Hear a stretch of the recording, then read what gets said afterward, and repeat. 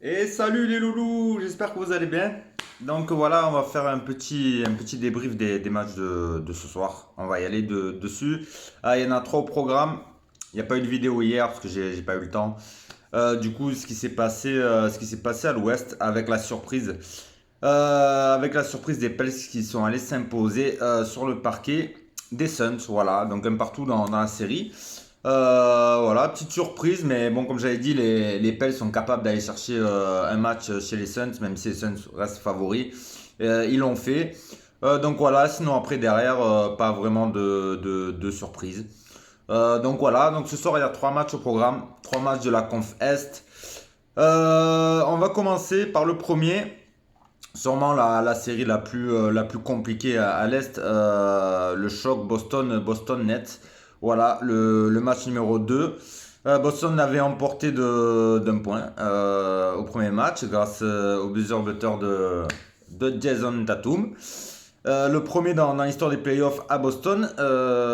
Et du coup, c'est le match, le rematch, voilà, contre les Nets.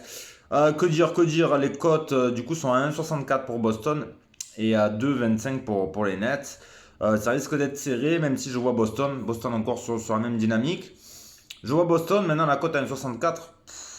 C'est un peu risqué d'aller la prendre, je trouve. Un peu risqué. Si elle était un peu plus haute, oui, mais là, 1,64, c'est un moment trop bas. On a vu qu'ils ont vraiment gagné à la dernière seconde.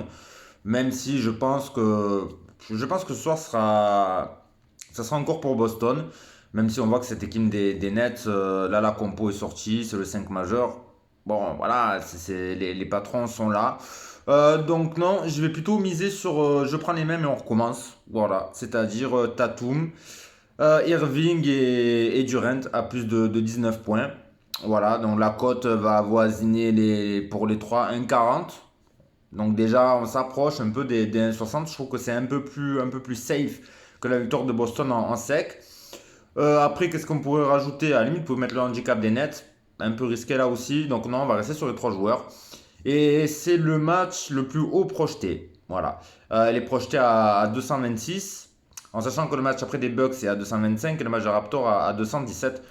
Donc logiquement, celui qui est le plus haut projeté, logiquement, arrive à ce palier-là. Donc toujours pour la sécure, on va le baisser à 200, 220, avoir les cotes. Mais même 220, même si la cote elle a un 10 ajouté avec les trois joueurs dessus, on peut monter à la cote de 1,60 qui serait équivalente à celle de Boston. Donc voilà, donc pour moi celle-là, même si ça fait plusieurs paris, ça en fait 4 sur 1, mais pour moi c'est quasiment du safe par rapport à Boston. Après si vous sentez bien Boston, vous pouvez additionner ces 5-là, du coup les trois joueurs, le nombre de points et la victoire de Boston. Là, vous allez faire grimper la cote entre 2,50 et 3. Ce qui c'est vraiment une belle cote. Parce que moi, il n'y a que 3 matchs ce soir. Donc après, il faut aller chercher des choses intéressantes. Il n'y en aura pas tellement sur les autres matchs. Donc à la limite, c'est celui-là où on peut aller grappiller de belles cotes. Voilà. Après, vous pouvez faire deux tickets. Un ticket sur le joueur. Après, un ticket sur Boston, si vous le sentez. Ou le handicap des Nets. Ça peut être intéressant aussi. Ou alors tout et un autre ticket, tout cumulé. Voilà. Ensuite, on y va, on y vient. On la sort ou on la sort pas? Ben oui, on la sort parce que j'ai bien peur que ce soit la dernière fois de la saison que je la sorte. Donc voilà, elle est là. Elle est là et malheureusement, ben, je pense que ça va être l'avant-dernière fois que je vais la sortir. Ben voilà, ben que dire? Les Raps qui reçoivent Philly. Ben voilà, 2-0 pour Philly. En fait, il y a une seule phrase. Voilà, pour ce soir. Si les Raps perdent, c'est terminé. Ils remonteront jamais trois victoires en quatre défaites, c'est impossible. Donc voilà, que dire, que dire. Les cotes. Alors, on va aller sur les cotes et après je vais argumenter. 2,05 pour les Raps et 1,82 pour Philly. Voilà. Et ben du coup, je trouve que la cote du jour est quand même à 1,82 pour Philly. Tout simplement pourquoi? Alors oui, il n'y a pas Tibul, mais bon, après Tibul, est-ce que c'est vraiment le joueur, le pilier de cette équipe de Philly? Non. Du coup, je vois pas vraiment de changement. Autant j'avais dit le premier match, j'avais vu la série, j'avais mis 4-2 pour les Raps. 4-2 pour les Raps, mais j'avais dit attention, attention au premier match. S'ils perdent le premier match, ça sera le match clé. S'ils le perdent, logiquement, ils perdront la série, ça va être très compliqué. Et on a vu le deuxième match, ils ont complètement explosé. Et j'ai peur que ce troisième match-là, même si, voilà, jouer les playoffs à Toronto, c'est toujours une ambiance particulière, on le sait. Drake, il va mettre la pression sur Embiid en plus. On connaît le passé, on sait tout ça.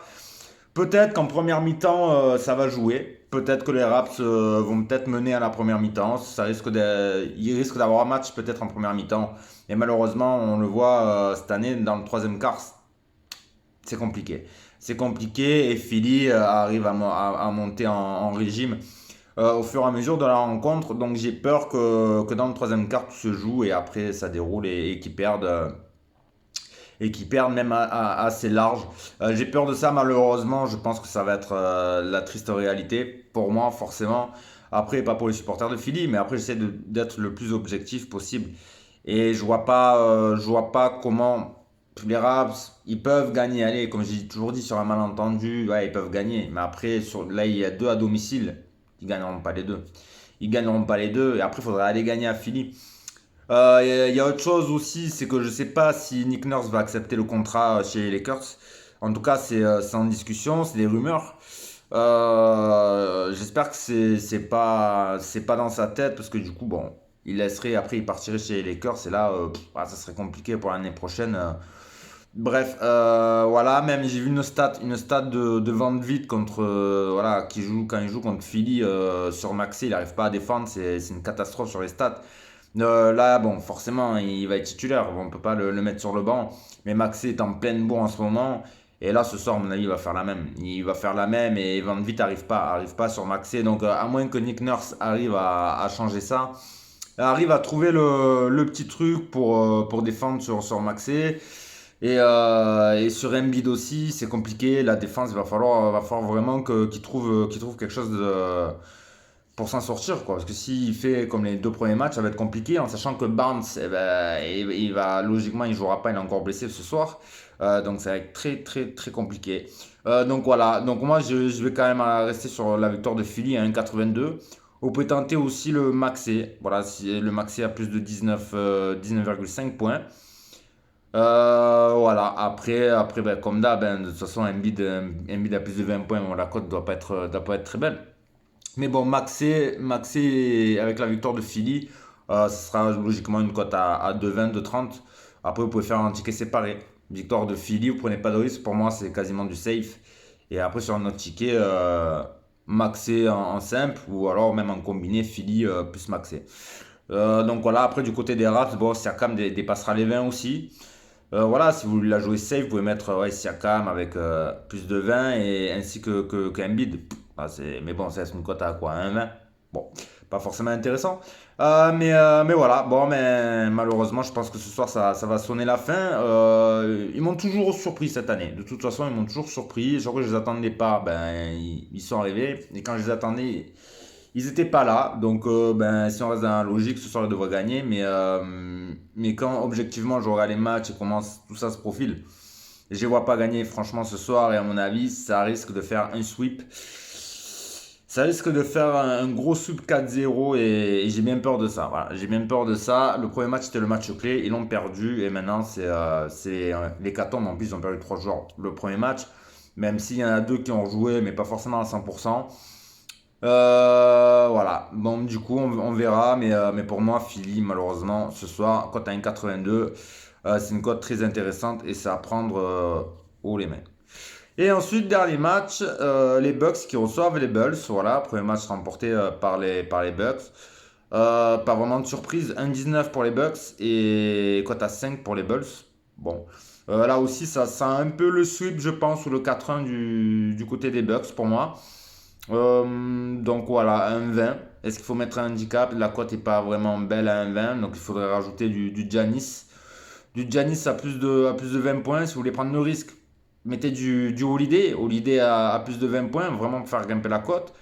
Après, qui c'est qui est susceptible d'en marquer 20 de Rosanne? De Rosanne, logiquement. En espérant qu'il prenne pas mal de shoot à 3 points, qu'il ait pas mal de réussite.